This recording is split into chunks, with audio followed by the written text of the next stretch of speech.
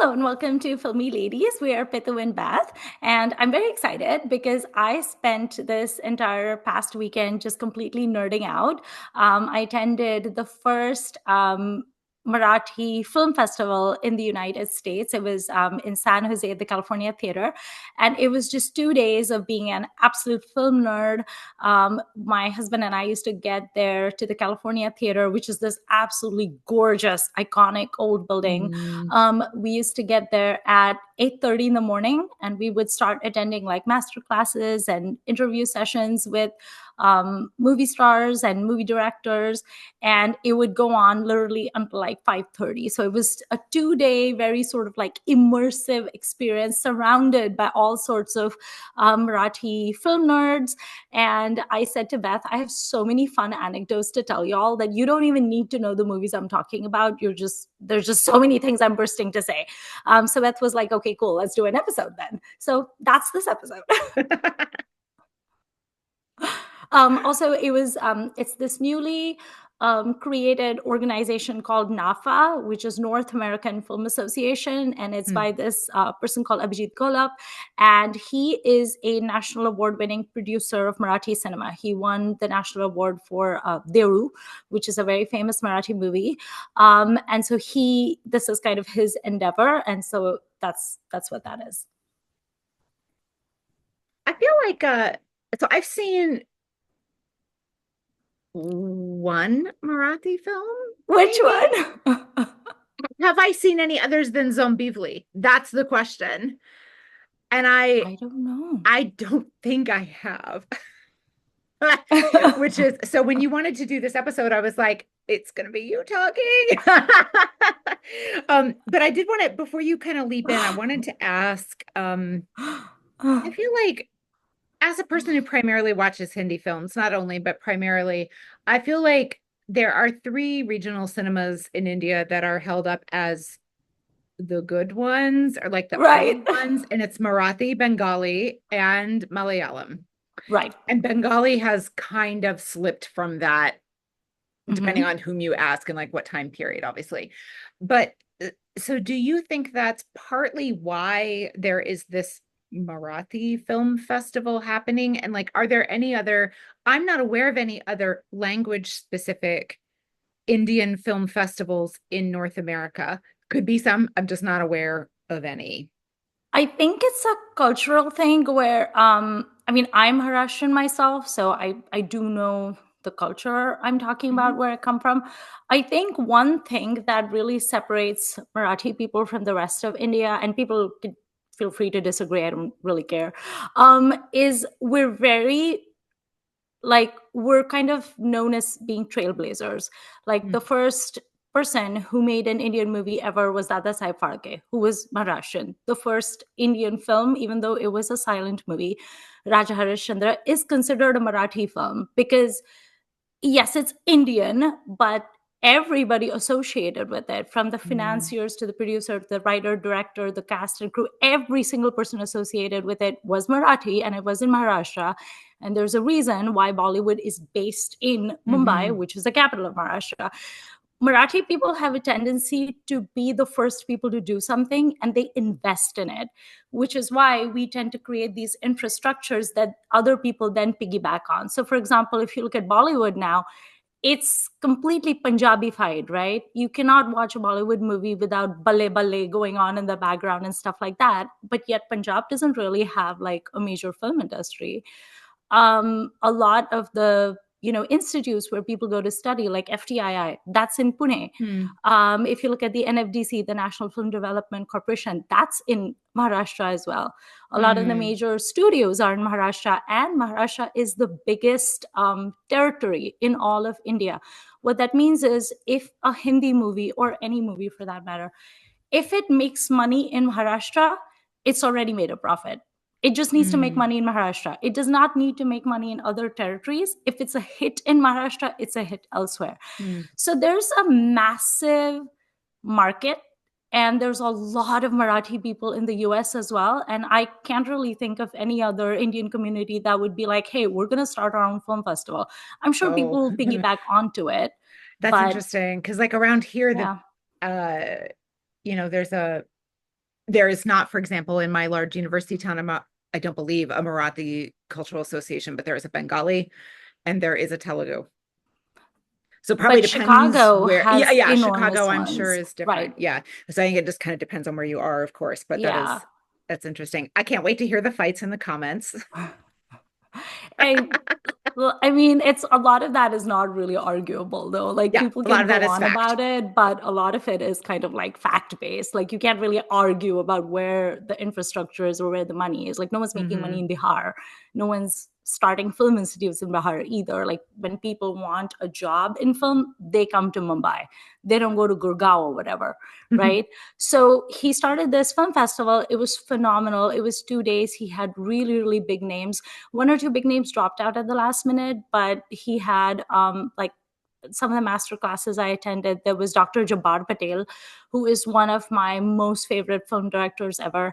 The man has won 8 national awards. Most of his films that he made were in the 70s. And two of his movies that I really love are Umbartha and Jai, both starring Smita Patel. He's also, very interestingly enough, a practicing pediatrician, or he was until a few years ago. He's now 82 years old, so he doesn't practice medicine anymore. But Dr. Jabbar Patel was there. It was great listening to him talk Mm. about how he got his break in movies, because he's from the medical field. Like him and his wife they owned a clinic in a rural area called Dhaund, and he kept working in theater and stuff at the same time. And then Mahesh Manjrekar, who is probably one of the most popular like Bollywood filmmakers, was also there, but he's also done a lot of work in Marathi. And he was talking about his latest Marathi movie, which was called Zuna Furniture, which I have not seen. There was also more popular commercial and more like comedic actors. Like there was Sachin and Supriya. There was Nivedita, Saraf. Nana Patekar was supposed to come, but at the last minute he canceled his plans, which disappointed my husband greatly. Like there was Subodh Bhave, who is very famous because of like Katyar and things like that. We saw a few previews. We saw some short films. But really, there was Mrinal Kulkarni, whom I love from some of her TV shows that she's done. Mostly, it was just cool to be in rooms with a max capacity of like, say, 25, 35 people attending a masterclass where you're literally 5 feet away. Like, because Yeah. I'm such an eager beaver, at 8:45 a.m. sharp, I was in my seat in the front row with Dr. Jabbar Patel sitting like 5 feet away from me. And I was like, oh my God, I am literally in the presence of a legend. Um, and it was astounding to me how chill all of these people were. They were so cool. Like when I went up to speak to Dr. Patel after his little masterclass, he literally asked me, like, were you bored? Sometimes people who are sitting in the front row get bored because I tend to ramble. And I was like, no, this was a dream come true. Like, what are you talking about? It was so crazy. But some of the stories he told us were so cool. Like, because there was like a question and answer session. There was 10 minutes at the end of every masterclass where anyone could ask a question. And, people asked him, like, why did you kind of move on from medicine to filmmaking, which is kind of Mm. crazy. And he was like, well, I never really left medicine.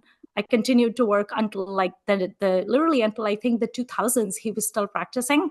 Wow. And he said, I didn't really do theater so much because it's a huge time commitment, but I mostly did movies, because if I'm a director, I give 2 months of that to the movie. I have my wife and the rest of the clinic people running my clinic. And then after 2 months, I say goodbye to the movie and I come back to my clinic. So he was like, and I was like, how do you, balance these two professions? But he was telling us about how he decided to make his first film. So he was doing theater, and he was part of the production of Ghashiram Kotwal, which is one of the greatest plays ever written by Vijay Tendulkar. And someone said to him, you should consider directing a movie because like you're so good. And he was like, I don't know anything about movies. I also don't know who's going to give me money. I don't know what I'm going to do. So he wrote a script which is called Samna. That movie was made in 1974, and it was the first Marathi movie to go to the Berlin Film Festival. And he told an interesting anecdote about Nargis. So he was trying to make the movie, trying to get funding, trying to get actors to act in it. And when he wanted to invite Bhalji Pendharkar, who was like one of the people who started the Marathi film industry, primarily in Kolhapur. He went up to him and he said, "Can you please come to give like the Muhurat shot? And can you like spread the word? Like I'm like a new filmmaker." And he said, "Sure." And he said, "Oh, hang on a second." And then he said, "Hey, Lata, do you want to come with me?" And Dr. Jabbar Patel was like, "Who is he talking to?" And it was Lata Mangeshkar. And she walks out and he was tongue tied.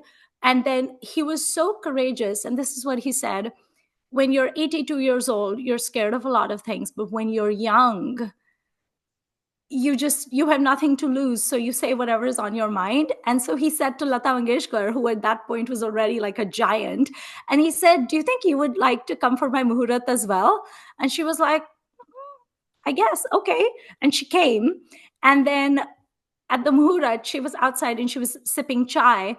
And he literally went up to her and he said, "So my movie's not really musical. There's just two people in it. There's Neera Phule and there's Shriram Lagu. But I have written a song and I am looking for someone to sing that song. And I'm just wondering who might be willing to sing it." And then she goes, "What's the song about?" And Jabar Patel, who does not have a singing voice and absolutely cannot sing to save his life, sang two lines of the song. And she just looked at him and she said, "Okay, that sounds interesting. I'll do it." And he was like, "What?" So she agreed to do his song. And after that, every single movie of his, she sang for him, and she never charged him a penny for it because he couldn't afford her. He said she used to charge 25,000 rupees at that time. There is no way he could have afforded her. But all the songs, most of the songs of Jaitre Jait are sung by her, and that is considered one of India's true blue musical films. It stars Smita Patil. She also sang every single song for Umbartha. And, he was like, you just make connections and hopefully people want to collaborate with you and they do things with you. And that was like astounding to people, like, what? Because he was a nobody at that point. And then he was talking about Samna. So he made Samna. It's his first feature film. He thinks it's good. And then a bunch of people said to him, "This movie is really good. It should be India's entry for the Berlin Film Festival." And at that time, India's kind of point of connection with the Berlin Film Festival was Nargis, because maybe she'd been there before or something, I don't know. So they were like, "Okay, cool." And then the team of Samna was going to go to Berlin, and they were actually nominated for whatever the top prize is in Berlin. They didn't win it, but they were nominated. And when he went over there, he discovered that Nargis and Sunil Dutt, along with a 10-year-old Sanjay Dutt, had already flown to Berlin a day before to make sure that they would be able to like smooth things over for the Indian contingent that was coming over, and to see if the film was going to get like a good reception and things like that. So he also kind of like talked about that. That was really cool. He talked about the arguments that they would have on set where, because it was just such a small work environment, and then people would fight with each other, and he would be like, "Well, okay, that's a difference of opinion, but we still have to keep shooting, so let's do it." And then a bunch of people asked him about his political views, because every film this man has made is political. And he's made two very, very staunchly feminist films, which is Umbartha and Jaitre Jait, both of which Smita played a really amazing protagonist. And he basically talked about how he is very, very interested in how women are treated, because given that he practiced medicine in a rural area, he said, he would basically treat villagers. He would treat people who didn't really have any money. They couldn't afford to go to a hospital, so they would come to him. And he, being a pediatrician, would treat their children. And his wife, being a gynecologist, would treat women. And he talked about how you think that the poor have it hard. Women always have it the hardest. They're the ones who are struggling. They're the ones who suffer the most. And so it was important for him to show movies where the woman actually has a voice of her own and has a point of view and is trying to chart her own path, which is what Smita does in both those films. And he also talked about the dichotomy of having a wife who was a medical doctor who was treating people, but when she would be treating someone, or when he would be treating a child, there were often women like villagers who would say, "No, I know my child has a fever, but you can't give my child an injection until my husband gets here, or until my father-in-law gets here. Like, you can't." So he was talking about how it was weird for him to be married to someone who's highly educated.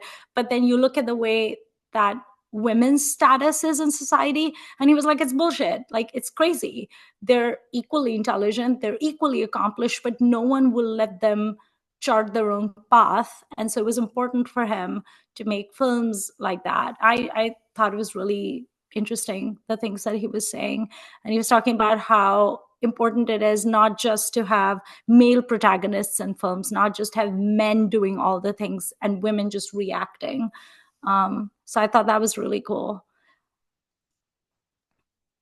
So one of my main question for you about this whole experience was, you've started to get at it, which is, as a filmy lady, Yeah. what did it mean to you to be at this? And you've talked about, getting to nerd out on something, but then also so the fact that a director who does significantly make work that has to do with women's rights, roles, situation hits at some of that too. I think the coolest thing, honestly, Beth, was just to be in an environment where every single person is a nerd. I love that word, by the way. I know that for the longest time, especially in the US, because it's more of an American word, right? Like we didn't use the word nerd back in India. There were other words similar to it. For the longest time, being a nerd was like derogatory. Like you weren't a cool kid, you weren't popular, you were the nerd, you were the freaks and the geeks, right? But I love like that movement where people co-opted, they took that word back and they were like, no, I'm proud of being a nerd. It was so nice to be surrounded by people who were so excited. Yeah. I mean, we were surrounded by people who are like in IT, or they're in medicine, or they're in law, or they work in a bank, or they do whatever they do. They have no connection whatever with the film industry, but they care so much. And you're sitting next to these people. Like Mahesh Manjrekar would say something like, oh, my favorite movie from my career that I've made is a movie called Fangirled. No one has seen it. Absolutely no one knows this movie. 3 hands shot up and they were like, actually, I've seen it and I really like it. And he was like, what? So I think just the sort of like giddiness was exciting because, during the blogging Taste Take a Shot, all of us would have an opportunity to talk about film all day, and we didn't think each other was crazy because we were all like that, right? Yeah. But then once sort of the blogging world went away and we stopped doing that, it was so sad. Like I had no one to talk Girl, to. you got to get back on Twitter, which, No. but that's, I mean, that is a place where that exists for sure. So does it still? I'm scared of Twitter. Okay. I It's know. like populated with the crazies now. Yeah, But I'm not saying it would be worth it necessarily, depending, but right. like for me anyway, the algorithm has been largely kind and like that. Yeah. That is where that exists for me. I can't Right. speak to TikTok. I imagine there's Have quite the a bit manga there, people but not found you yet? You just have to gonna hex them. block. But it just felt cool, to have these people Yeah. that would be over there with their coffees and just standing over there like excited and like, standing in line for the master classes. And they'd be like, which movie do you like? Oh, I like that one. Oh, what do you think? It was just, to me, that was just really, really fun because A, it's Indian cinema. B, it's regional cinema. I don't have a lot of Indian friends in California. Most of my friends are American. Most of my American friends have never watched an Indian movie ever, and I don't think they have any interest in watching them either. And you distill it down even further to like Marathi cinema. Right. I don't really have anyone to talk to. So it was so cool to be able to say something, like to say, I love Mahesh Manjrekar's Kaksparsh. It's so great. And like 10 heads are nodding. You just kind of felt like you were with your own kind of like tribe. So that was really great. But it was also very cool to listen to these people talk about their profession, their passion, their personal life, the sacrifices they've made, the challenges they've had. Because to most of us, they're just celebrities, right? Like we may admire them, but you don't really know who these people are. So it was really cool to hear some of the things. Like Mrinal Kulkarni, for example, she is known to some like non-Marathi people because she used to do a TV show called Sonpari, which was for kids. I lived in Nigeria when that movie was, when that TV show aired. So I didn't really know it, but a lot of my younger cousins watched it. She literally plays like a fairy godmother sort of person. Nice. Like she has a thing and everything. Yeah. And then she went on to do a lot of really good Marathi movies. She's a woman director as well. So she writes her own scripts, and she's directed 2 or 3 Marathi films as well. And she has a script ready to go that she's looking for a producer. And she has an MPhil. So she has a master's of philosophy in history, and she loves history. And right now, I think she's doing a Marathi TV show that is really popular. It's a historical. So she was actually talking about the fact that she has had a weekend marriage for decades now. Yeah. I had no idea. I had absolutely no idea. So she's from Pune, and she and her husband were classmates, not classmates, but they studied in the same college, and her dad was the principal of SP College in Pune. And so that's where she met him, and they dated and blah, blah, blah, and got married. And soon after they got married, she had a baby. And then she moved to Mumbai because she started getting like TV roles and stuff. Her husband is an attorney. So he primarily works out of Pune High Court. So he never moved. And she was like, I'll probably just work like one day a week or something, and I'll stay at like someone's house, because it's like she was a nobody, right? She was just starting out. So she's like, I'll just stay in Mumbai like for a night, 2 days, 3 days, whatever it is, and then come back. And he was like, cool. But she kept getting bigger. She kept getting roles. She started getting movie roles. And essentially for decades now, like she's now 53 years old, she said. She started working when she was in her 20s, basically. She and her husband have lived in 2 separate cities for essentially 3 decades. And her husband and her in-laws essentially raised her son. She would only see her son and her husband when they would, come down to Mumbai. But they've always lived there, and she continues to live in Mumbai, and her family continues to live in Pune. And it was so fascinating for me. I was like, how does that even work? So she kind of got into that, where she talked about how they kind of stumbled into it. It's not like she intended to have a weekend marriage, but all her work opportunities were in Mumbai. She's not going to say no to really good roles that she's getting. She doesn't want to take a step back. And so she said, well, if I want to keep working, and I do, what other choice do I have? I can't live in Pune and do this work. Also, my husband's an attorney. He's not going to leave that and move here. So we just had a weekend marriage. And when we're together, we're together. But when we're separate because my career matters. It was so cool to me to hear a person, especially a Gen X person, right, to be so matter of fact about it. At no point did she talk about how it felt, how hard it was. She was just like, my career matters to me. I am an actor. I want good roles. If I'm getting an opportunity to do a good role, I'm going to do it. And if that means I live in a separate city from my husband and my child, so be it. And it works. And I later watched an interview of hers where she gave an anecdote. Her husband and her child had come to Mumbai to surprise her for her birthday. And she was shooting that day. And her husband was like, okay, well, what time will you get back to the apartment? And she's like, probably by 10. But then the shift got extended. So then 10 became 11. The kid was tired. They're just sitting over there. They have the cake ready. They have the decorations and the balloons ready. Finally, she got home at like 11:58.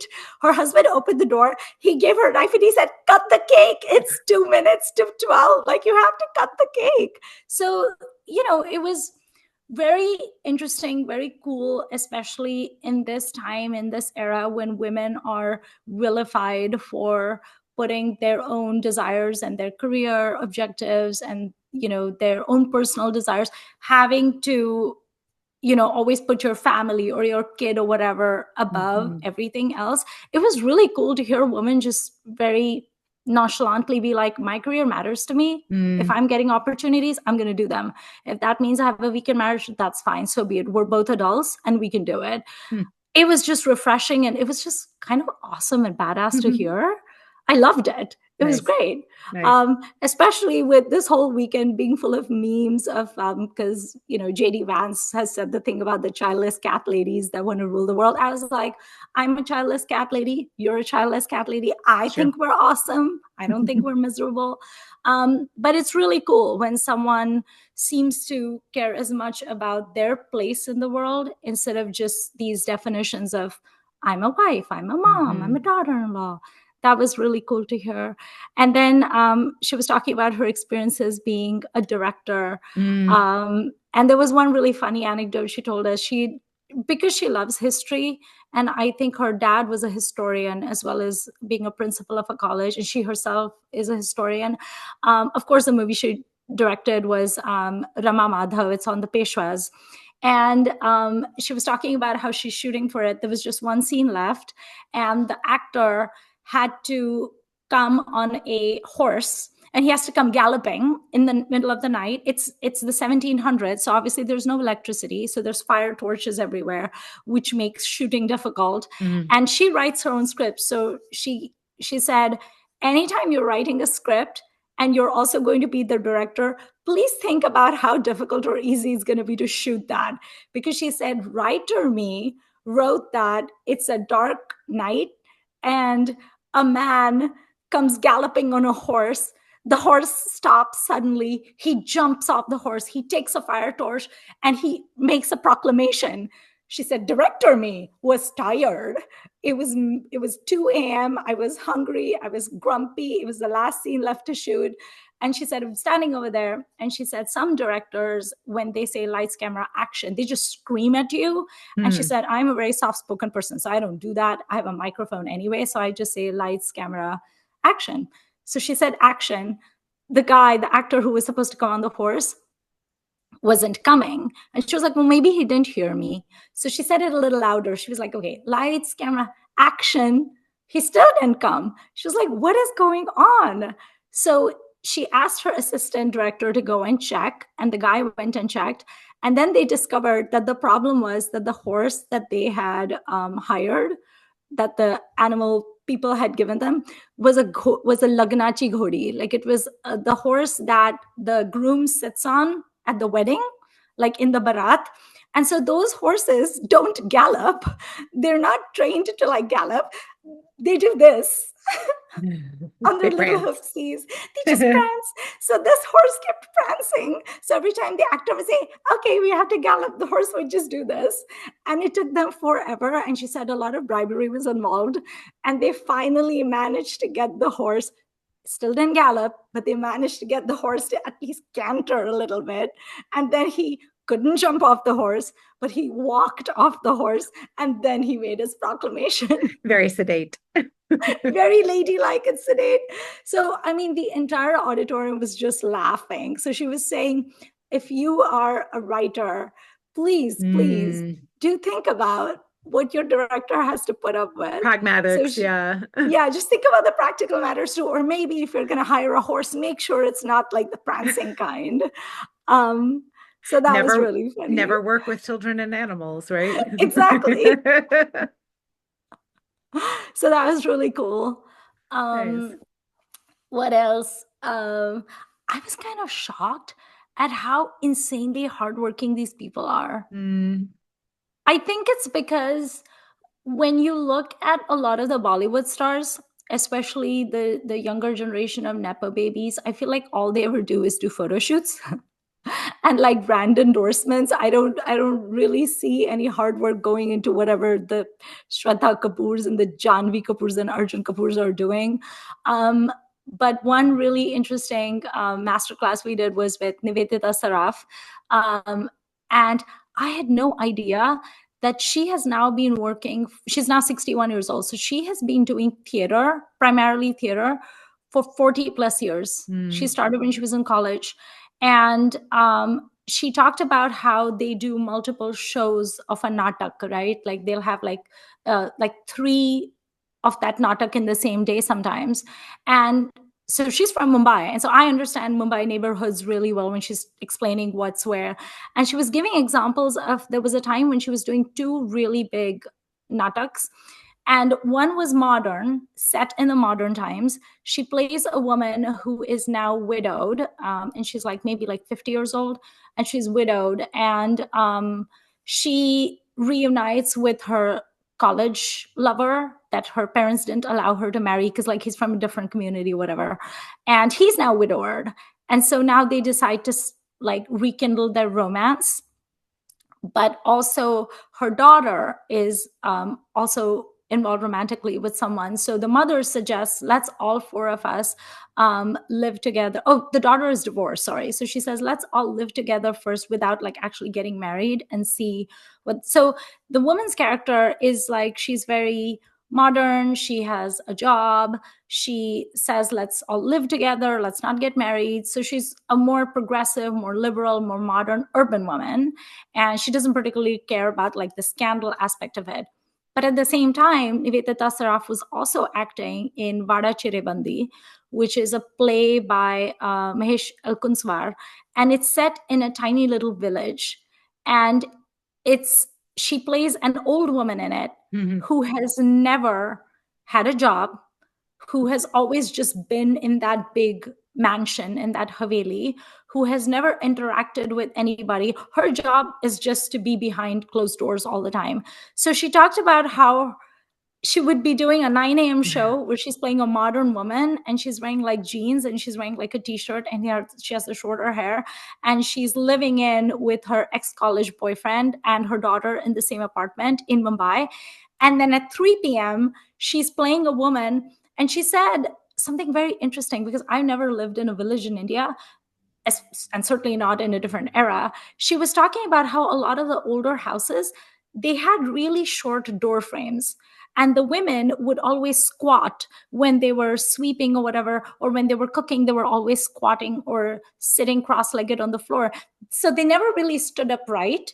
And generations of decades of doing that, and also malnutrition and things like that, because of that, they all were a little bit hunched, right? Like despite only being like 60 years old, they all had like a little bit of a hunch. Also, they would wear their sari like this. So their entire body language is very kind of submissive and rural and things like that. So she then, and this character has had no voice whatsoever in her life. She is a person that things happen to. She's not a person that does things. So at 3 p.m., she's changing out of her modern clothes. She's racing cross town across Mumbai, in Mumbai traffic, in the rain, getting over there, wearing her sari, her 9-yard sari. She's getting into that character, and she's wandering in this mansion, trying to make sense of what's going on around her. And, a person asked her, they were like, what does that feel like to inhabit two separate people from two separate generations and different mindsets and everything, and in the same day, and a person who's making her destiny happen versus a person to whom things are done, and to just inhabit that in the same day, all while battling Mumbai traffic and Mumbai rains. And you're also the individual actor, Nivedita Saraf yourself. And she basically talked about how when you're younger and you're just getting into theater, it takes you time to get into the character, get out of the character, spend a few minutes just like decompressing. She said, by the time you get to my age, it doesn't matter. You snap out of it and you move on and you change. And she told us a really funny anecdote where we kind of have to understand Mumbai geography to get this, but she was doing her 9 a.m. show in Borivali, which is a northern suburb in Mumbai. So it's up here. And then her afternoon show was going to be in Thana. The minute she said that, all the Mumbaikars in the audience were like, what? Because Thana is on the extreme opposite end. Like if you were to go by road from Mumbai to Thana, especially during rush hour traffic, it's going to take you 2 hours. Like you're not going to get there. It's really far. It's like technically Thana is not even considered Mumbai anymore. It's like a different jilla. So she's talking about that, and she said, I don't know what to do. I'm not going to be able to come. Like this is crazy. How am I going to do this? So she asked the producers, and the producers literally went to the wardens of Sanjay Gandhi National Park, which is a national park in Borivali, and they said, could you maybe escort her through the national park to the other side, because then she can get out at Mulund, and then from Mulund she can quickly take like a motorbike or something, hitch a ride from someone, get to the theater. And because the rangers knew her and knew of her, and they were like, why does she need to get there? And they were like, because she's doing a natak. And she was like, you know how Marathi people are. We care about our jobs, we care about our family, and we care about natak. Like we care about plays. So they were like, oh, she has to get to a play at 3 p.m.? And they were like, yeah. So they were like, okay, we'll do it. So she finished in Borivali, got into an basically a ranger's jeep, and there are these gun-toting people, and they're taking her through the forest all the way out at Mulund, and then someone picked her up on a motorbike and got her to Thane in the nick of time, and she performed to a packed audience. And I was just like, you've done this for decades and you're 61 years old?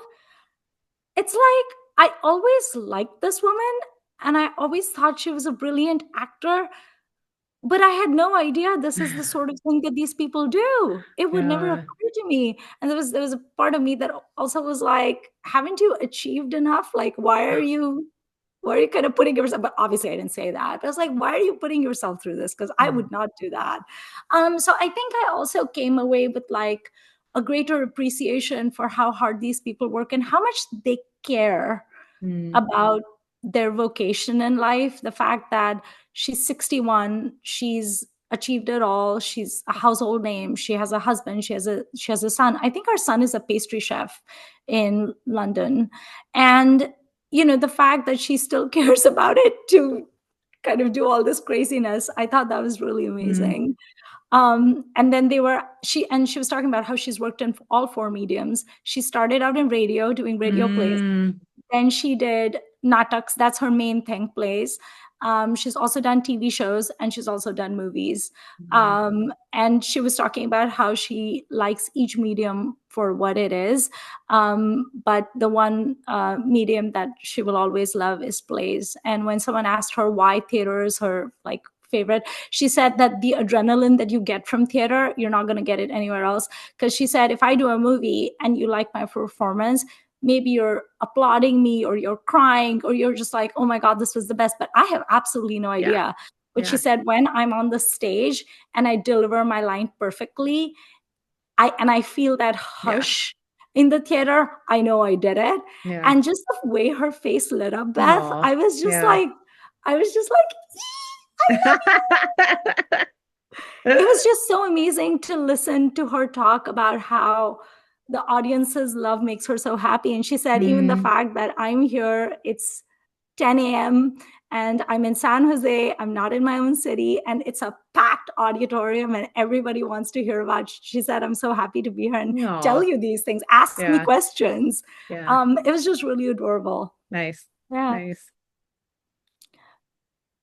I think the most controversial person was probably Mahesh Manjrekar, though, which surprised no one. Have you seen any of his movies? Because he does Hindi. Yeah, I have to look. I looked yesterday and I forgot what I learned. I feel like he's I most feel like known I for must Vastav. have. Yeah. Sorry, this is scintillating podcasting where someone is Googling. I've certainly heard of a lot of these. I am not sure that I've actually seen any. Okay. Nope, that's not true. I've seen Pranjaye Parshan Na Jaye, which I've not seen that. a lot of people are like, oh, remember that movie? Yeah. So Oh. basically, I guess I've only seen that one, but okay. Yeah. Anyway. I like Vastav a lot. Actually, Sujoy and I both love Vastav. And so back in the day, we would always talk about Vastav because Sanjay Dutt and that is really amazing. And Mahesh Manjrekar is a hella entertaining person. He's very outspoken. There's nothing even remotely diplomatic about the guy. And I knew that his masterclass was going to be fun because he's just gonna he's kind of like a little bit of a loose cannon. So I knew it was gonna be enjoyable. And he told us such funny things about Sanjay Dutt. So he said that his favorite actor was Sanjay Dutt. And when he did his first movie, which he said no one has seen, but again, two hands shot up, a movie called Nidan that I've never even heard of, it was his first film. And I don't even know if it's a feature film. It may have been a short film or something. I'm not sure. But he did a movie called Nidan in which a college student discovers that she's HIV positive. And then the whole movie is about how she knows she's going to die, but her dream is to meet her favorite star, Sanjay Dutt. And so in the movie, her dad has to somehow finagle some way to get Sanjay Dutt to kind of meet her. And so Mahesh Manjrekar, who was a nobody, basically somehow managed to finagle a meeting with Sanjay Dutt, who was a star at the time. and said, it's literally a 5-minute role. Will you come and do it? And I'm asking you to do it because I am a fan and I want my protagonist to meet you. And Sanjay Dutt was like, okay, I'll do it. So he did that 5-minute shoot. And then years later, he had written the script for Basta. And Mahesh Manjrekar talked about how, so he's from Mumbai as well, and he lived in Chutney Road, very close to where the textile mills were. And a lot of people know that when the textile mills basically stopped working because of all the cheap fabric coming in from China and stuff, a lot of the mill workers essentially found themselves without a job, and they weren't trained to do anything else. So he used to play gully cricket with the kids from those, like, whose parents worked in the textile mills. And those kids and their colloquialism and their despair and their poverty is what inspired the character of Raghu in Vasta, which is played by Sanjay Dutt. And he wrote the script with Sanjay Dutt in mind. Like, he was like, Raghu is Sanjay Dutt, and if he refuses to do it, then I'm not going to make this movie. So he approached Sanjay Dutt and he said, remember me? I wrote a script with you in mind. Would you like to read it? And Sanjay Dutt was like, okay, sure.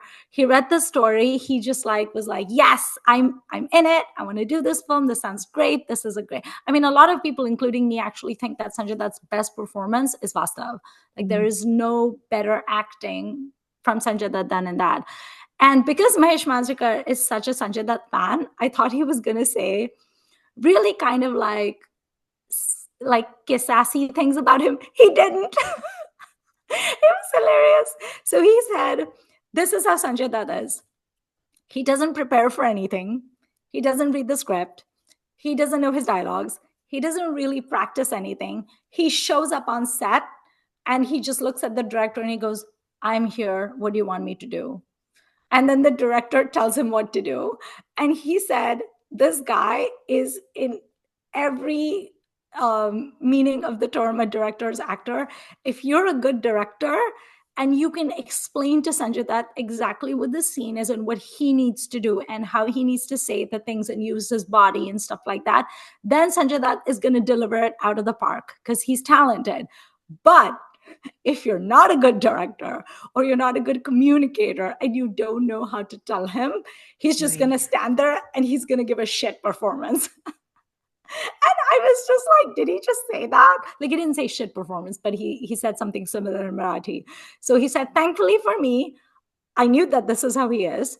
And so I was able to tell him step by step what I wanted him to do. And he did a great job. And his performance is fabulous. But yes, with Sanjay, that the director holds all the cards, not him. And I just thought that was hysterical. Wow.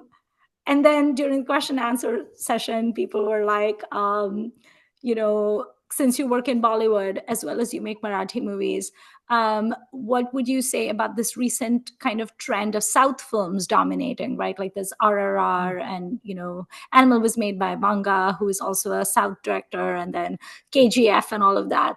So Mahesh Manjrekar was like, okay, first of all, these movies are rubbish. And he said, have you guys seen KGF? It is the most idiotic film ever. Everyone started laughing. I mean, he picked the right audience to make that comment too. But also, I haven't seen Animal. You didn't either. No. I don't want to see KGF. I thought RRR was okay. I didn't particularly like it. I don't really like any of these South films that are coming out. I did love Kantara, but also that's Kannada. It's not Tamil or anything, or Telugu. And so he was like, first of all, they're rubbish. And it's weird because there's Pushpa, there's 4 or 5 films that have become gigantic blockbusters, right?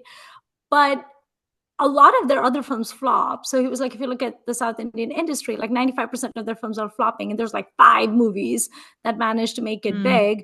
Meanwhile, Bollywood is copying them, and it's why?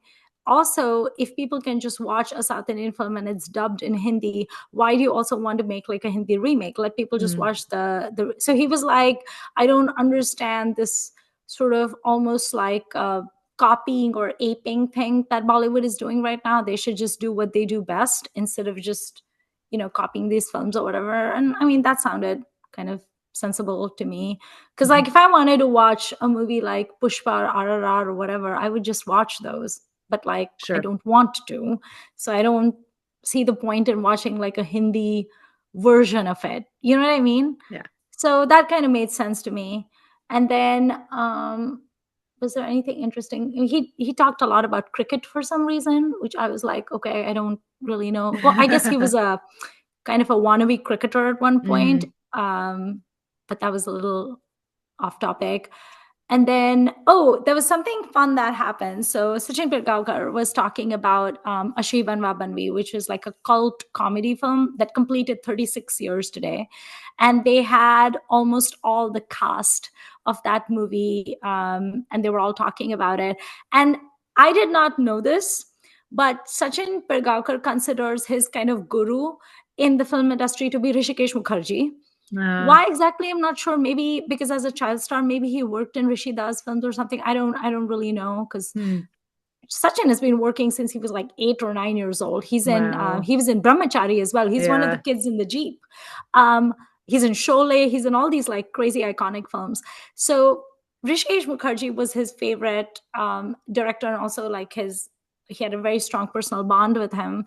And apparently Rishikesh Mukherjee had once told Sachin a script that for a movie that I think Sachin Bhaumik had written, and he was going to make that movie in Hindi.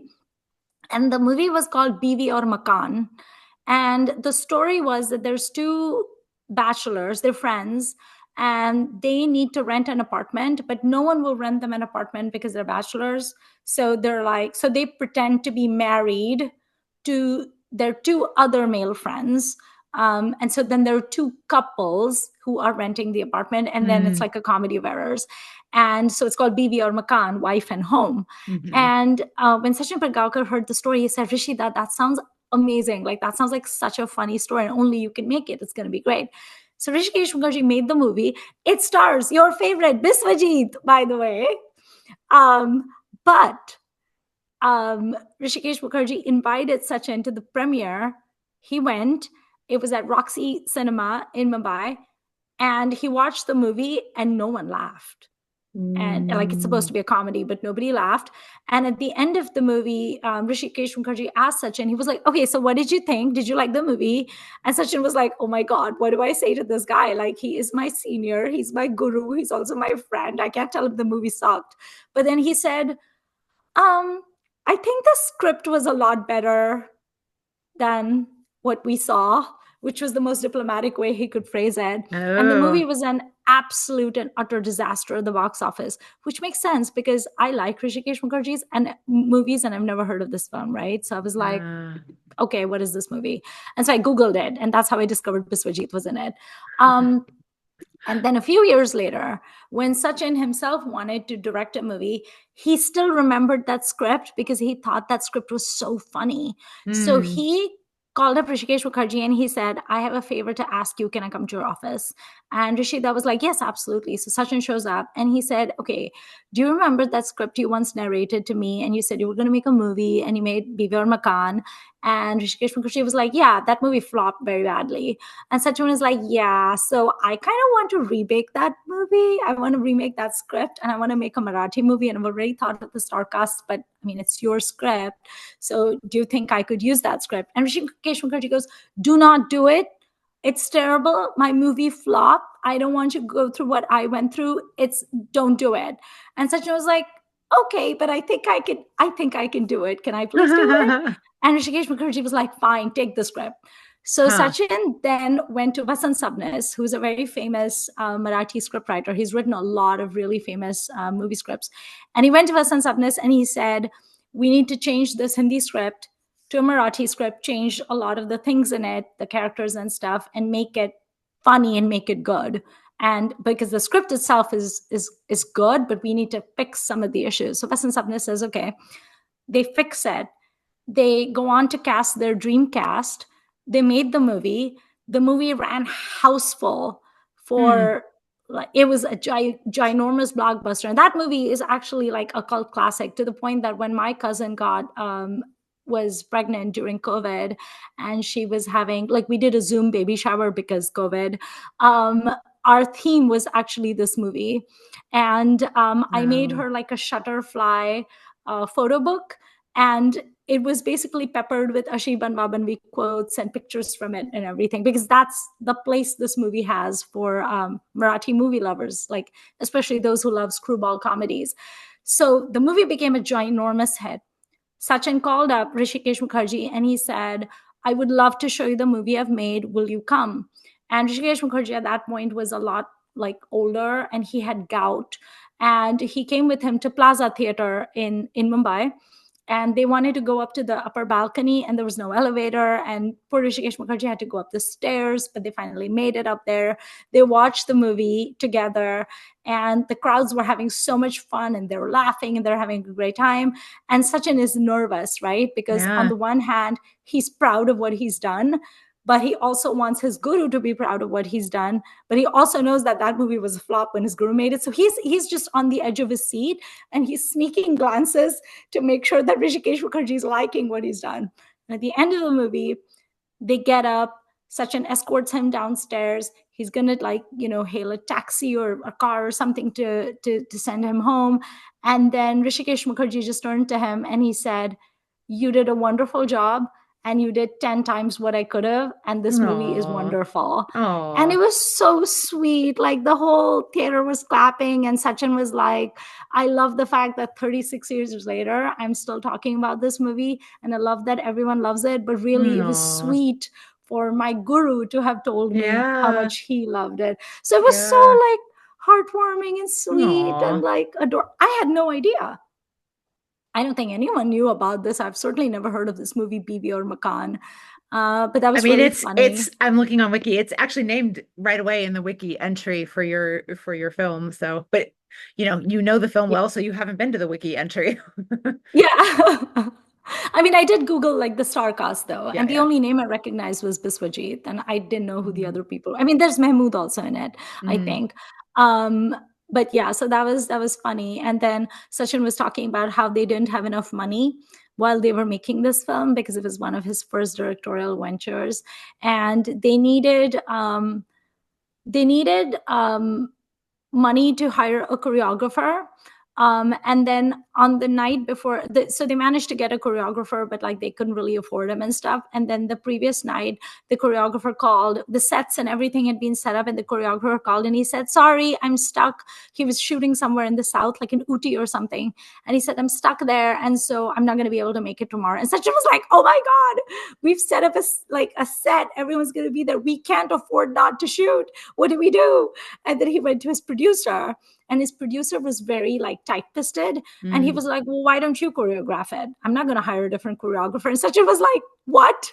And so they literally brainstormed the dances. Like there's only like one or two like comedic dances, but they brainstormed the dances on set and basically made the songs, like, or at least the dances in it, happen. And that film also, it was on the sets of that film that two couples basically got together in real life. So No. Sachin was already interested in Supriya, who was the daughter of the screenplay writer. She was the daughter of Vasant Sabnis, and she was the actor in it. And Sachin basically went up to her and he said, "Listen, it's a 10-minute role. There's not much for you to do, but I don't have a big budget. I can't really cast a lot of people. So do you want to do it?" And she was like, "Okay." She was just a college student, and she was like, "Fine, I'll do it." And during the shooting of that movie, they fell in love. And then during the shooting of that movie, Nivedita Saraf, whom I just mentioned as the lady who does all the theater, she fell in love with Ashok Saraf during the shooting of that film. And they were trying to keep it under wraps. And during one of the song shootings, I think Sachin and Ashok just sort of like tripped or something, because there was like a loose rug. They like tripped. And Nivedita Saraf came running from the other end of the stage going, "Ashok, Ashok, are you okay?" And everyone was like, "What is that about?" And during her wedding, so in a lot of like Hindu weddings, the brother of the bride has like a few rituals he has to do. And so Nivedita Saraf actually asked Sachin, the director of the film, to do her brother's role in her own actual wedding with Ashok Saraf, because she considered him instrumental in bringing her and her husband together. So it Mm, was really sweet. Like they talked about how that movie was made 37 years ago, released 36 years ago, but it had these long lasting effects where four of the castmates ended up becoming real life partners. So that was really cool too. And they talked Cute. about how this is the first time that all of them have been together on one stage. Mm, So that was really nice, interesting. nice. So yeah, it was like just a lot of like interesting anecdotes, and it felt very kind of fun. What I loved was that none of these actors were like particularly like starry, Right. and they were just like chit chatting with everyone and telling people their like anecdotes and stuff. So it felt very like it felt like you were chatting with someone who clearly was a professional and knew a lot, but you weren't really like intimidated by them or Yeah. scared of them or I anything. was So that about to was say it sounds like there fun. was no distance really, which is There was no nice. distance. Yeah. Literally, there was no physical distance because Yeah. in some of the rooms, because the California Theater is this like really old theater. It's beautiful. It has like a marquee and everything. It's stunning. The architecture from the inside, like the everything. Um, it's you can also tell it's very old Yeah. because the air conditioning won't work, and then it's beautiful, but like the insulation is not the best, and then it's like a maze inside, like the elevators, like this elevator only goes up to the Mm, second floor but it won't go to the third. So if you want to go to the third floor, you have to cross the hallway and take that elevator. It's a whole thing. But because of the way that theater is, a lot of the rooms are small, and they have like, because of the fire code, they have a limit of up to like 30 people, I think, or hmm. 35 people. So at many of the master classes you had to queue up, and one of the volunteers at the festival, they had like some sort of clicker, and they were standing there and they were literally clicking. Yeah. I've never seen that, but it showed you how many people were entering, and once it hit 35, that's it, no one else Yep. could Yep. get in. But in a way that also made it cool. Like I feel bad for the people who didn't queue up in time because they were busy getting their lunch or whatever. Yeah. um, but it also made it very sort Yeah. of like, intimate. Yeah. So that was really fun, and i'm Nice. i'm looking forward to maybe like volunteering the next Oh year. I yeah. joined their WhatsApp group already. I registered. There were people there from all over. Like the two Nice. women who were sitting next to me, they were like, how long did it take you to get here? And I was like, well, I live about an hour away from San Jose, and so I had to leave my house at 7:30 sharp to get here at 8:30. I was like, what about you guys? And they were like, well, our hotel is only 10 minutes away, so we were lucky. I was like, hotel, where are you from? And then they go, oh, we're from Tampa, Florida. And I was like, you Yeah. came here from Tampa, Florida? And they were like, yeah. And in my head I was like, I don't know if I have that level of dedication to cinema. But now that you I would know not how be fun flying this to is, Tampa. like, Now that I know. I mean, I go to New York or something. I'm not going to I was Tampa. gonna say like Tampa's a different story. Like, I'm not going to Florida. you know what um, you did, Florida. I know. Yeah, exactly. You know that old Looney Tunes cartoon where Bugs Bunny saws Florida off? Think about it often. Yes. Now, I know that film festivals hold a very remarkable and pivotal Oh, point in your life, yeah. Beth Watkins, Yeah. because wasn't it at the Ebert Festival that you first Yeah. saw Yeah. Tal? Yeah. I got to And see. that started your Akshay Khanna Yeah, fascination? I got to see Tal on the big screen at the local movie palace, like the beautiful, it's not as pretty. I was Googling the one you went to. It's not as pretty as that, but it is pretty. And Yeah. um yeah, to get to see that on the big screen, and Roger Ebert was there and did a panel after and stuff. That was very, it really amplified the already amplified experience of watching that particular film. So Yeah. that was really fun. I mean, especially for Tal to be like your entry point into Bollywood I cinema. think I had seen like three or four films by that point. So then to get to see that one in particular, like just such a, Right. I always say razzle dazzle about that one. It Which really were was the movies? lovely. I know the first one we ever saw was like Monsoon Wedding, but then was it Mujhse Dosti Karoge? Sure was. That Kushi? was, no, Kushi was a little bit later, but yeah, I mean, I saw Kuch Kuch Hote Hai pretty early on, like maybe three Okay. or four. So I'd seen a couple, but yeah, that one was it's so spectacular, as we've discussed. It's really such a lovely film. So, Yeah. and I was Is just that thinking, the, go yeah. ahead, go ahead. No, you go Oh, I ahead. was just going to ask you if that's the only film festival you've Oh, been to. No, I've been to two instances of the Chicago South Asian Film Festival. I was looking before we started recording. I believe it was Yeah. 2011 and 12. I think I've mentioned on the podcast that Farooque Shaikh was at one of those. So I got to be like, I was right behind him in a line, and I was like, I'm not going to say anything. But I was like, um, I can't at the first one, I don't remember who all was there, but at the second one, it was a pretty nice turnout. So he was the for me the most important part. But Lila Dubé was there. Oh, I love I her. believe Sharmila Tagore would like did the opening. I wasn't there for the whole several days, but she was there. And oh my God, I have the pictures up. Adil Hussain was there. Mm, Ravina Tandon debuted a film there, so she was on stage. interesting. But for me, the highlight was for sure Farooq Sheikh. But it was, yeah, and I have that one was because it was a broader spectrum of films in terms of where they were from, and it also included some Bangladeshi films, if I recall correctly. And Hmm. I can't remember if there were any Pakistani films at the ones I happened to go to, but it was a kind of a bigger range of stuff, and they had at least sometimes they had multiple locations, so you had to kind of like navigate the city a little Oh, bit, but like some of them were at the Chicago Cultural Center right downtown, which is a oh beautiful yeah. beautiful building. Some of them were at a different movie theater, but yeah, it's fun experience. It's Hmm. like being at summer camp kind of, right? Like Yeah, camp for your very particular um interest area, and this was more back in the blogging days, obviously. So it right. wasn't, but I got to, meet up with some people who I knew from online and stuff like that. So that was fun. It was fun to see, it's fun to go to, I like the discussion aspect after, like watch a film and Yeah. then the Q&A with some of the people involved. I find that very, even if I don't particularly care about the film, it's just interesting to hear what people have to say about their work. So yeah, that's Yeah. pretty satisfying. And I was starstruck by being in the same room as Farooq Sheikh. I really was. Right. I don't know if I would be. I mean, obviously, he will not be the example I can use anymore, but I think I probably still would be pretty starstruck by being, you know, near someone like that I have I strong would strong definitely positive feelings be for. the heart eye emoji if I saw Farooq Sheikh. I love him. He's Well, and this is adorable. the thing. If I had been with someone else who also loved him, then I would have been brave enough, I think, to go up and just be like, "We love your films. Thank you for making them," and then like scurry Yeah. away again.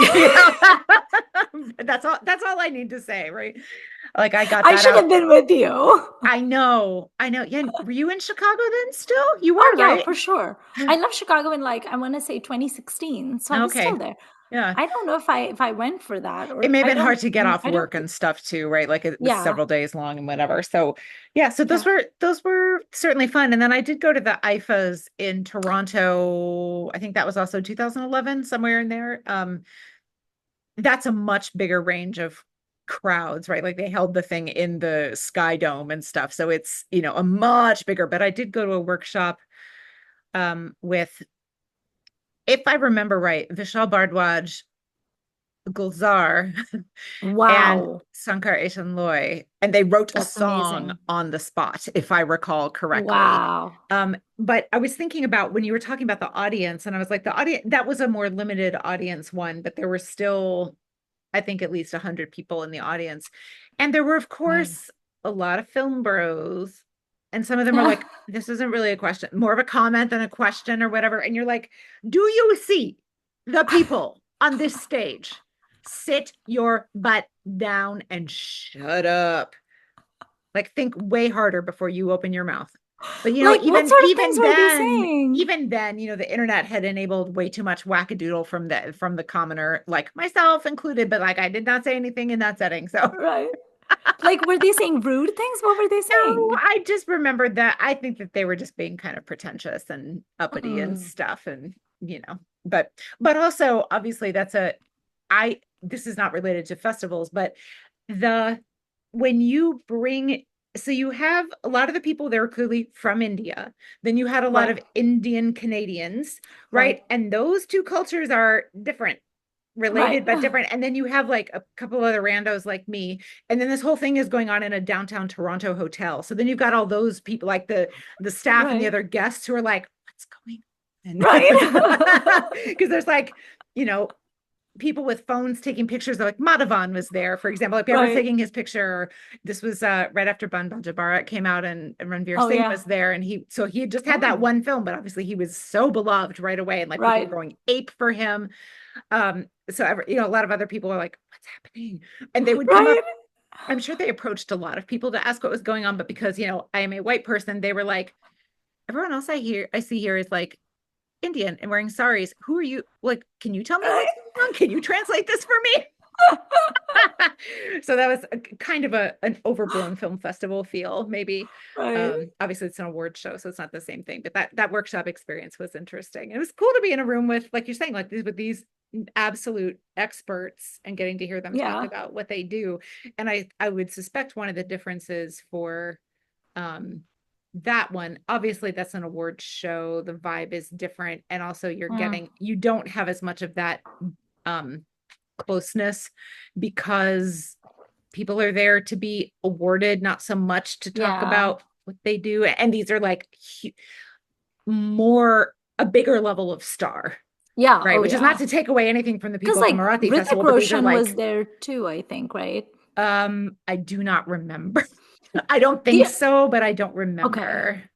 The only reason I'm asking is because someone from the blogging days, I was chatting with them a long time ago, and they had gotten like tickets or whatever to the IIFA thing, and they were most excited about seeing Hrithik Roshan on the red carpet. And they were just like praying and hoping that if they screamed loud enough and showed the photo to him, he would like come up to them and like autograph or whatever. So that's the only reason I'm asking. I wasn't at the red carpet, and I don't know why I didn't get down there early. I think it was just too early, and I didn't want to spend 9 hours at the baseball stadium.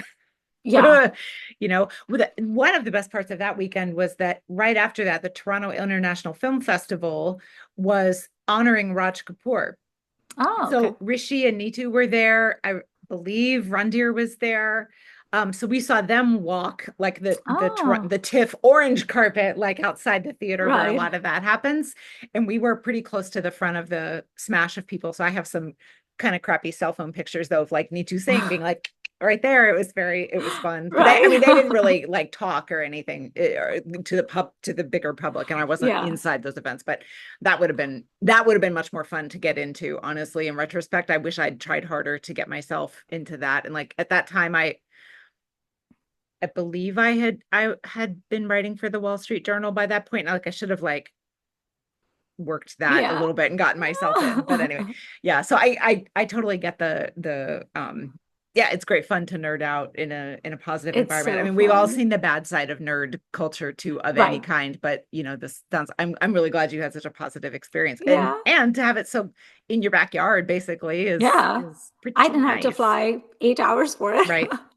But to your point about like the other people going, what's going on? Because like everybody, like all the women were wearing saris. I wore saris both days.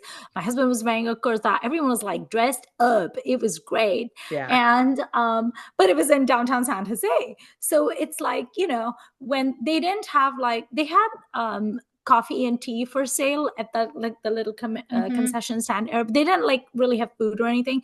So 1 to 2 was the designated sort of like lunchtime on both days. And then again, the next program would start at like 2 or whatever. So if you wanted to manage to get into the masterclass before the clicker lady stopped, then that basically meant that by 1:50, 1:47-ish, you needed to be in that line. And so everyone at the film festival basically was in this very small, 5-minute radius of where they would get like lunch or tea or whatever. And you did not have any opportunity to be a snob. It was like, where can I go where I can get food fast? So for example, we went to Pizza My Heart because I knew that they would have just like slices ready. And I was like, whatever. Okay, but sure. The margarita, 1 slice. Thank you very much. No need to heat it up. I'm just going to eat it real fast and I'm going to go. And so we were in that radius. And apart from this huge contingent of Indian people dressed in saris and kurtas and wearing their jewelry and their makeup and everything at like 8:30 in the morning. Yeah. Everybody else was like a white person from San Jose. It's a Saturday morning. Yeah. They're walking their dog, or Yeah. they're like sleepy and they're getting a coffee. Like we went to this coffee shop next door. What was it called? Nirvana Soul. It was really cute. It's like Black owned, and they have a lot of very like interesting flavors and stuff. I got a vegan financier, which is very yummy. Ooh. Yeah, it was a really cool place.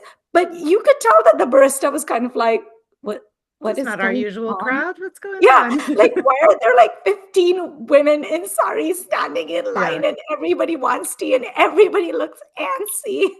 Like everyone wants their tea or their coffee now because they gotta go. It I was have hilarious. I have an important question for you before we wrap Yeah. up, which is what flavor ice cream is Mahesh Manjrekar? Oh, he is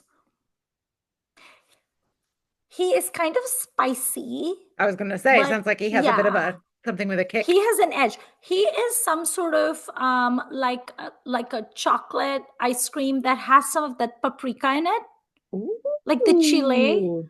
Like I've eaten chocolate that has like chiles in it, Almost like but a I've never had Mexican ice hot cream. chocolate, Yeah, right? A little bit basically. like that. So he would be that. And Sounds yeah, delicious. it sounds deliciously scary as well, but also hysterical.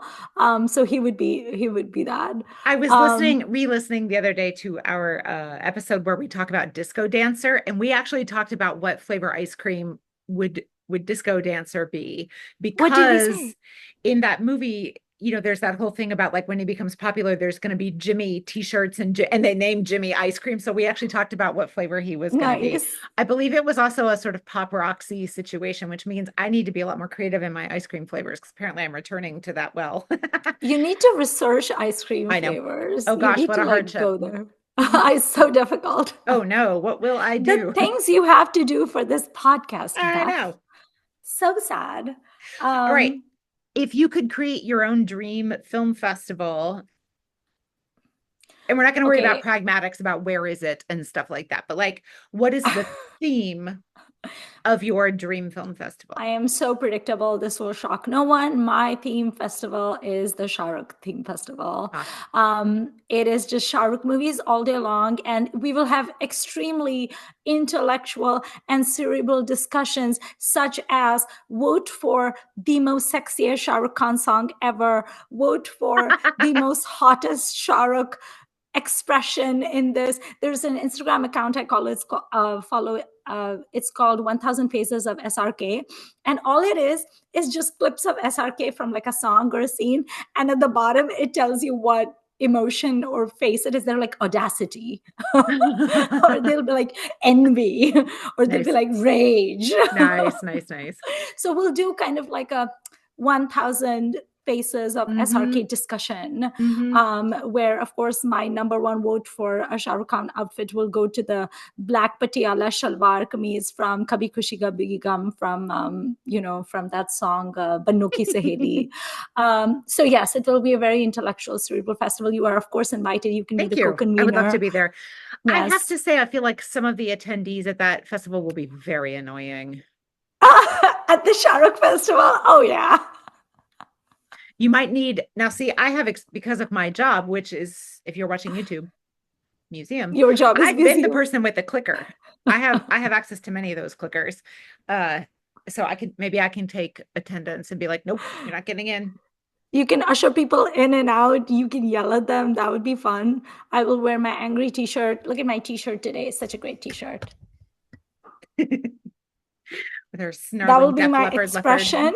Nice. I bet we'll get trolls at the Shah Rukh Khan Film Well, Festival where they'll come and be like, actually, he hams a lot, and then they'll get thrown out. Can we hire Sujoy to be our bouncer? No, he's too nice. you want Asim to be your bouncer. Asim will start conversing with people though. Oh, that's true. He's too He'll nice, start actually. chatting with them. They're both None too of the nice. Amrita. Amrita would be will a get good mad. bouncer. Okay, Amrita. We have a Amrita will job for get you. mad at them and kick them out.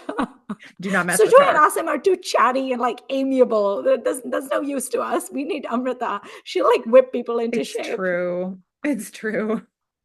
What about you? I hope your film festival is not going to be as one note and terrible as mine is. Well, no, I feel like again, no surprise, a Shashi Kapoor Film Festival I would knew be it. fun because you could do so many different kinds of things, but also I think I didn't prepare this question ahead of time, so I would like some time to think about it, but I feel like something around a theme rather than a person would be.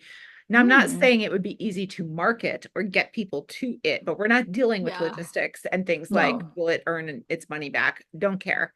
Um, no. so, you know, It could be very niche, like the first year of your film festival, it could be like things that would appeal to museum nerds. yeah, or like a range of films that use foam crocodiles in one of their big fight scenes, Love crocodiles. Yeah. or something goofy like We'll that. invite the Roshans for that. I would watch an Indian disco film festival. That would be amazing. All the movies would basically be Mithunda. I love it. I would And love we'll it. give a lifetime posthumous achievement award to Puppy. That will be so great. Will there be like a dress theme? Like, does everyone have to Oh, wear disco sure. outfits? You Please, you yes. can. You don't have to. And I think in the like 20 minutes before each film starts, you can line up and walk across the stage so the audience can see your disco outfit if Okay, you I want have to. another idea Okay. because we have to incorporate our Saint Helen into this. Helen above, your theme should be a dance festival, a dance movie Ooh, festival. So that way we can award Helen on stage and we can award Vajanti Mala and that Wahida would be great. Rahman and Madhuri and Ashwarya and everyone. The And then, of Dancing course, Queens. the dancing queens and also the dancing kings. We'll have Ritik, we'll have Mithunda.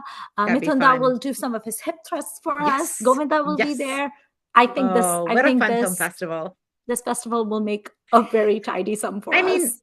we're a little bit joking, but a little bit not. And I was it last year or the year before when Amitabh Bachchan, turned 80.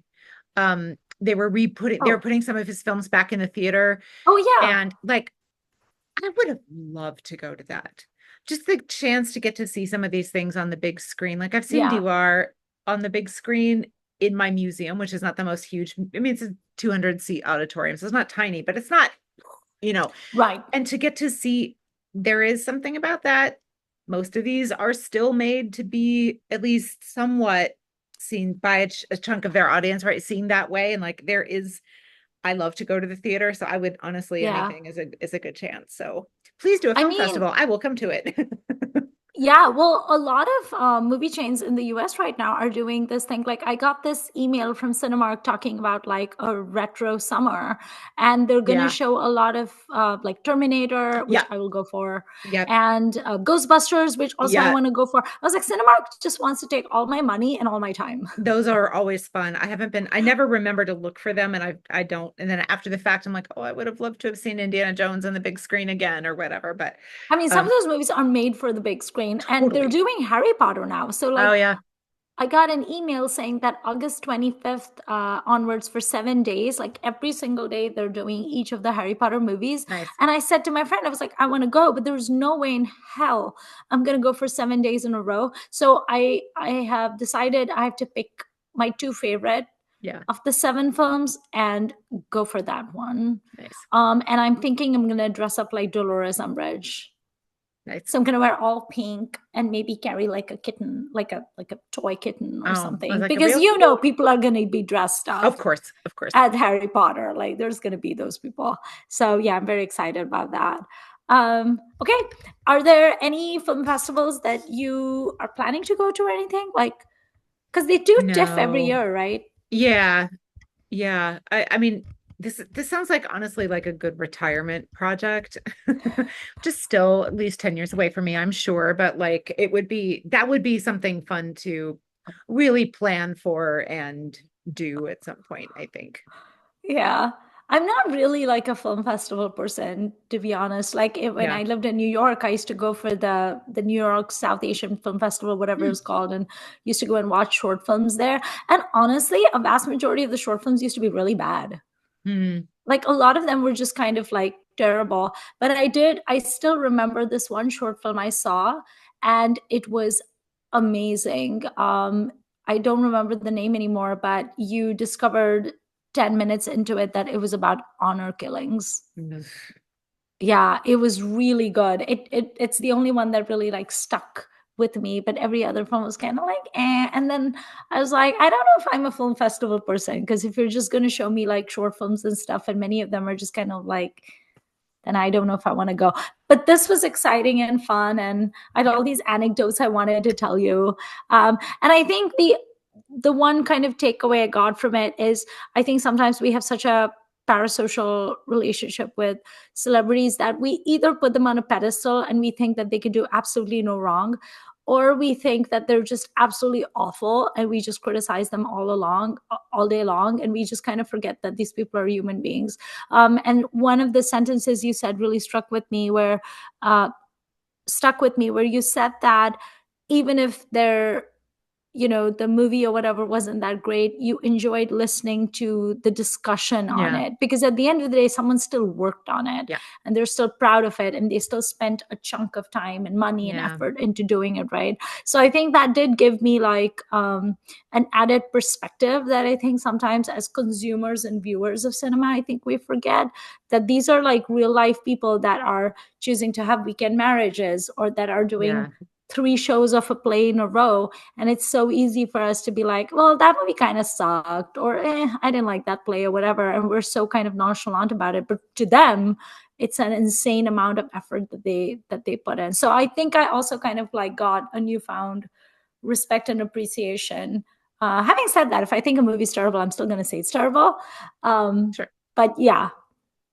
Nice. Okay, I think that concludes this episode. If any of you have been to film festivals, please tell us, especially if you have some funny anecdotes or gossip, because I love a good gossip session. If there's any film festival you're interested in going to, let me know. And if you are a massive Jabar Patel fan like I am, please talk to me, because I need more people to discuss Dr. Jabbar Patel with me. It's amazing. At one of the master classes he attended, like he was in the audience, and he literally sat in front of me diagonal, so I could have reached out and touched him, but I didn't, Beth, because I'm not a creep. No, I know. We have to not be creeps. It's very important. All right, well, thank you for watching. Bye.